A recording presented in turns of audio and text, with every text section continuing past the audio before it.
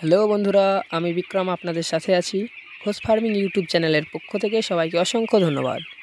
আর বেশি দেরি না করে আজকের ভিডিও শুরু করি।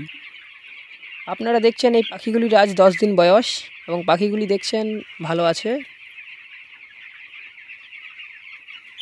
আর আপনারা দেখছেন আজ আমরা সকালে পুরো ঘর বাড়িয়ে দিয়েছি ও পাখিকে বেশি বেশি জায়গা দিয়েছি যাতে পাখিগুলি ছড়িয়ে বসে থাকতে পারে।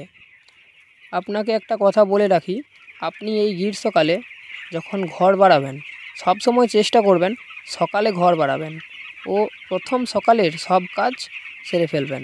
কারণ এই গ্রীষ্মকালে পাখি দিনের গরমের জন্য খাবার ও জল কম খায়। তাই আপনি সকালে সূর্য ওঠার আগে পাখিকে ঠান্ডা জল ও খাবার দিন ও সকালের গরম পড়ার আগে পাখিকে বেশি ডিস্টার্ব করে বেশি খাওয়ান। আজ আমাদের ফার্মের আবহাওয়া কিন্তু বেশ গরম, তাই আমরা ফার্মের ভেতরে ফ্যান আগের থেকে ফিট করে রেখেছি। কিছুক্ষণ পর থেকেই ফ্যানগুলি চালিয়ে দেব।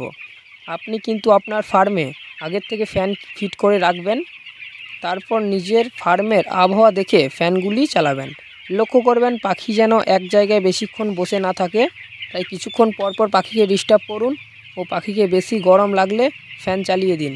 আর আপনারা লক্ষ্য করবেন আমরা পর্দা পুরোটাই তুলে দিয়েছি।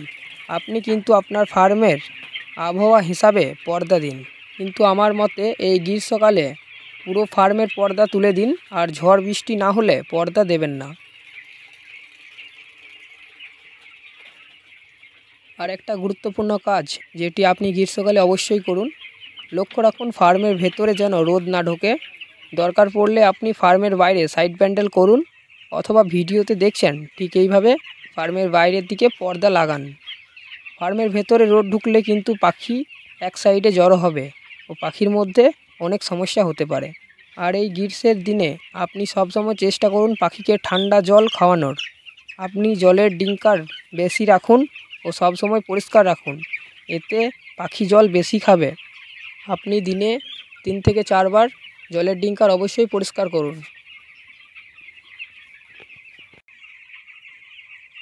আজ আমরা পুরো ঘর বাড়িয়ে দিলাম। পরের দিন যখন পাখিকে আরও জায়গা দেব তখন পাশের ফার্মে পাখিকে নিয়ে যাব। কারা কারা আমাদের মতো পাখি পাশের ফার্মে শিফটিং করুন কমেন্টে অবশ্যই জানান। ও আপনার ফার্মের কোনো সমস্যা থাকলে আপনি কমেন্ট করুন। তাহলে বন্ধুরা, ভিডিওটি ভালো লাগলে ভিডিওটি অবশ্যই লাইক করুন ও চ্যানেলটি সাবস্ক্রাইব করুন। আর ভিডিওটি আপনার বন্ধুকে শেয়ার করে তাকেও দেখার সুযোগ করে দিন। ফিরে আসছি পরের ভিডিও নিয়ে। ধন্যবাদ।